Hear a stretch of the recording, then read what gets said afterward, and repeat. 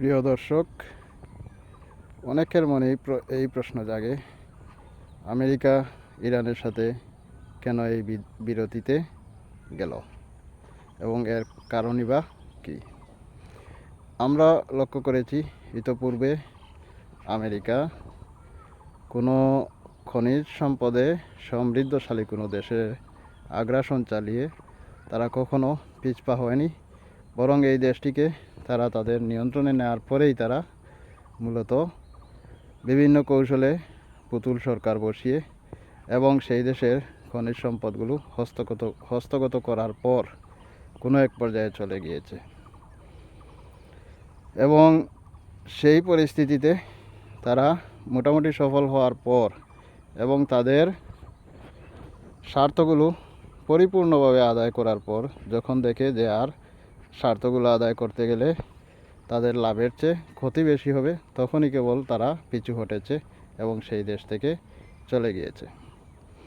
কিন্তু ইরানের ক্ষেত্রে একমাত্র ব্যতিক্রম আমরা লক্ষ্য করছি, যেখানে আগ্রাসন চালিয়েছে এবং শুধু একা নয়, বরং আঞ্চলিক মিত্র শক্তি যে ইসরায়েল শক্তিশালী একটি দেশ বলা যায় সামরিক ক্ষেত্রে, এবং এই দেশকে নিয়ে যখন তারা ইরানের বিরুদ্ধে আগ্রাসন চালিয়েছে এবং সেই জায়গা থেকে তারা পিছু হটেছে বলা যায় এ পর্যন্ত যতটুকু লক্ষ্য করা যাচ্ছে। এবং এই সাময়িক যে বিরতি কেন নিল, এটাই আসলে একটি বড় প্রশ্ন। আমরা জানি যে আমেরিকা ইসরায়েল কূটনীতির ভাষা বুঝে না, এবং সেক্ষেত্রে আমরা ট্রাম্পের কথাগুলো আমরা যদি লক্ষ্য করি তাহলে তিনি নিজেই বলেছেন যে ইরান থেকে আমি তেল নিয়ে আসতাম, কিন্তু আমার দেশের কিছু মানুষের বিরোধিতার কারণে আমি সেটা পারছি না। অর্থাৎ তার মূল উদ্দেশ্য যে ইরানে তেলের ক্ষেত্রে সমৃদ্ধশালী এবং সেই তেলটি মূলত দখল করা উদ্দেশ্য ছিল, হরমুজ প্রণালী দখল করা, এগুলো ছিল উদ্দেশ্য।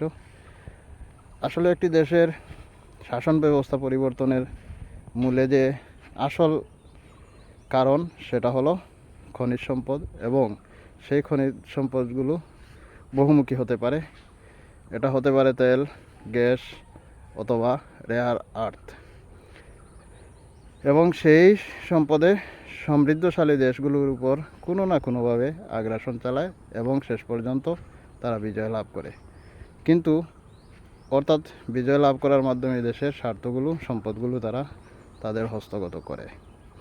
কিন্তু ইরানের ক্ষেত্রে দেখলাম একমাত্র ব্যতিক্রম, তারা বেশ কয়েকদিন আগ্রাসন চালানোর পরেও দেখা গেল যে তারা শেষ পর্যন্ত পিছু হটল, অর্থাৎ যুদ্ধবিরতিতে গেল। অর্থাৎ ইরান, এবং আমরা লক্ষ্য করেছি যুক্তরাষ্ট্র কোনো দেশের উপর আগ্রাসন চালালে সেই দেশের উপর প্রথমে নিষেধাজ্ঞা আরোপ করে জাতিসংঘের মাধ্যমে, এবং সেই দেশের অর্থনীতিকে একেবারে দুর্বল করে দেয়। কিন্তু ইরানের উপরেও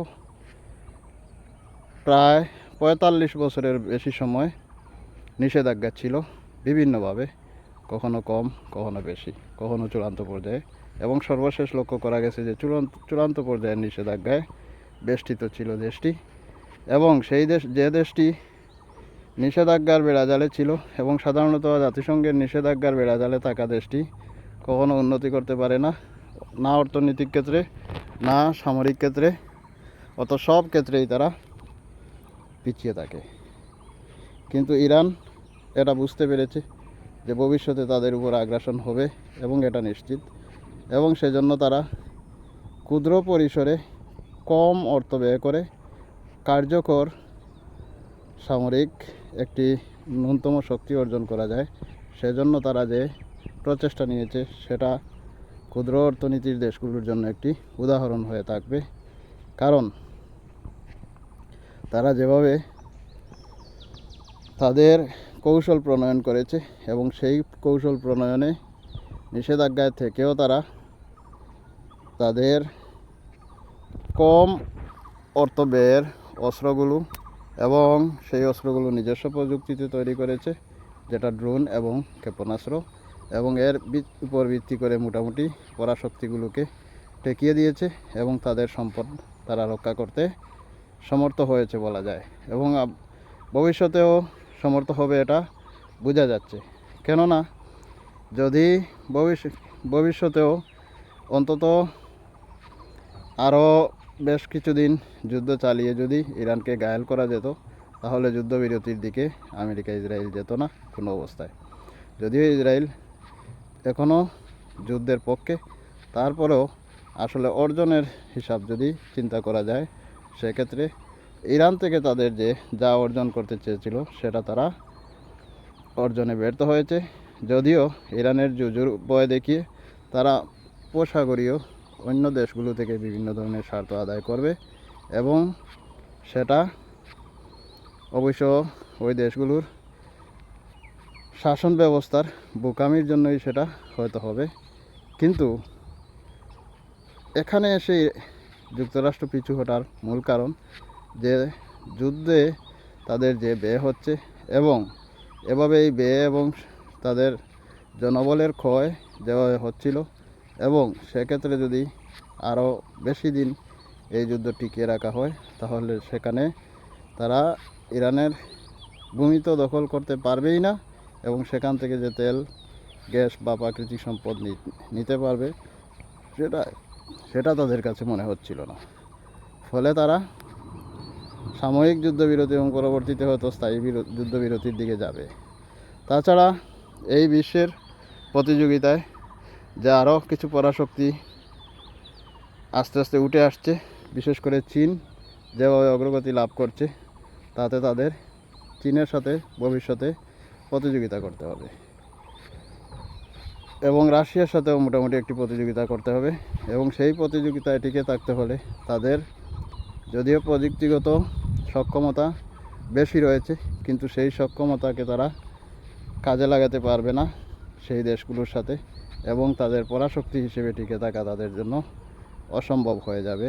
এবং সেই বাস্তবতাকে ট্রাম্প যদিও না বুঝে থাকেন, কিন্তু আমেরিকার যে শক্তিশালী নিরাপত্তা পরিষদ রয়েছে, এবং যেহেতু তারা পরাশক্তি, এবং তাদের অবশ্যই এটা স্বীকার করতে হবে যে একটি শক্তিশালী বিশেষজ্ঞ পরিষদ রয়েছে, তাদের পরাশক্তি হিসেবে টিকিয়ে রাখবার জন্য যে ধরনের বিশেষজ্ঞ ব্যক্তিবর্গ রয়েছেন, তারা অবশ্যই বিচার বিশ্লেষণ করে বুঝতে পেরেছেন যে এই যুদ্ধ দীর্ঘস্থায়ী হলে তাদের ভবিষ্যতে এর প্রভাব পড়বে, এবং চীন, রাশিয়া তাদেরকে কোনো না কোনোভাবে একটি প্রতিযোগিতায় দাঁড় করাবে, এবং সেই প্রতিযোগিতায় তাদের টিকে থাকতে হলে খুবই ক্ষুদ্র সময়ে তাদের এই যুদ্ধ থেকে সরে যেতে হবে, কিছু ছাড় দিয়েও হলেও।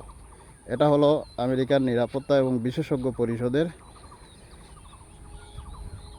গবেষণা অনুযায়ী তারা সেটা বুঝতে পারছে। কিন্তু ট্রাম্প যদিও এই বিষয়টাকে গুরুত্ব দিয়ে চিন্তা করতে পারছেন না, বা তিনি যেহেতু এক ধরনের পাগলামি করছেন, সেই জন্য আমেরিকার যে বিশেষজ্ঞ ব্যক্তিবর্গ যারা ভবিষ্যৎ রূপরেখা প্রণয়ন করে, তাদের বাধায় তিনি শেষ পর্যন্ত পিছু হটতে বাধ্য হয়েছেন, এবং তারা বুঝতে পারছেন ট্রাম্পের এ পাগলামি ভবিষ্যতের জন্য খুবই বিপদসংকুল হবে, বিশেষ করে তাদের যে প্রভাব প্রতিপত্তি সেটা টিকিয়ে রাখার জন্য।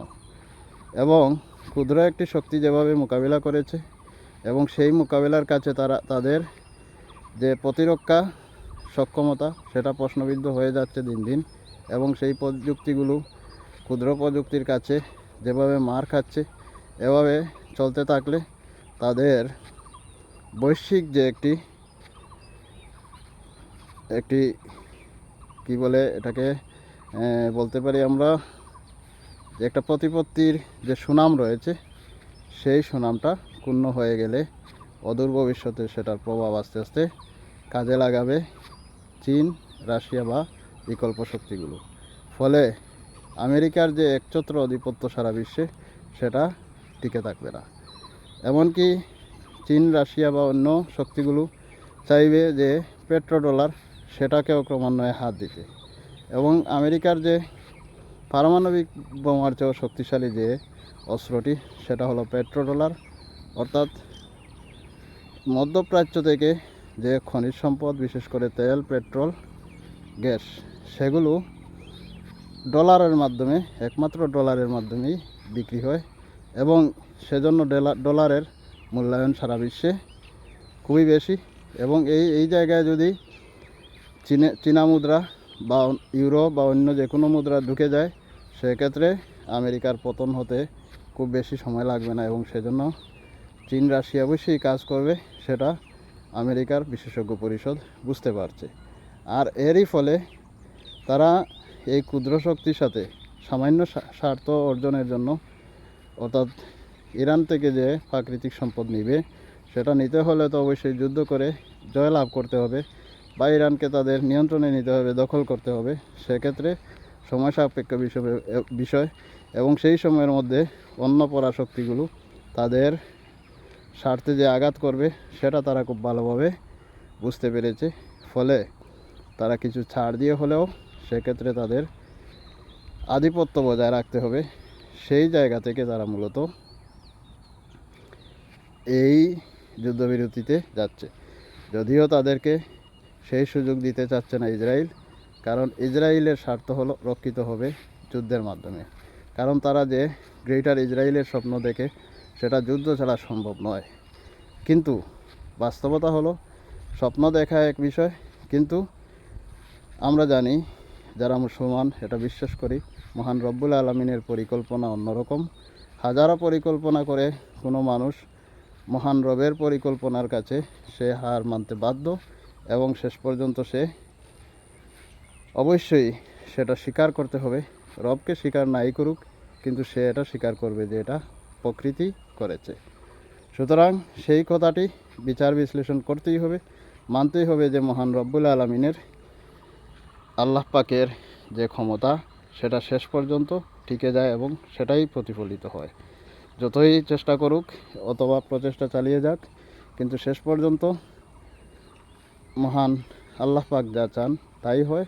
এবং আমরা এটা বিশ্বাস করি যে মুসলমানদের বিজয় শেষ পর্যন্ত মহান রব্বুল আলামিনের মদদেই হবে এবং এই প্রত্যাশা করি, প্রার্থনা করি। এবং আমাদের নিজ নিজ অবস্থান থেকে অবশ্যই সচেতন হতে হবে, কাজ করতে হবে যাতে করে ভবিষ্যৎ পৃথিবী ন্যায় এবং সততার পক্ষে, ইসলামের পক্ষে বলিষ্ঠ ভূমিকা রাখে। সেই প্রত্যাশা ব্যক্ত করে এখানেই শেষ করছি। ভিডিওটি শেষ পর্যন্ত দেখার জন্য ধন্যবাদ সবাইকে। লাইক, কমেন্ট, শেয়ারের মাধ্যমে সহযোগিতা করতে পারেন। আল্লাহ হাফেজ।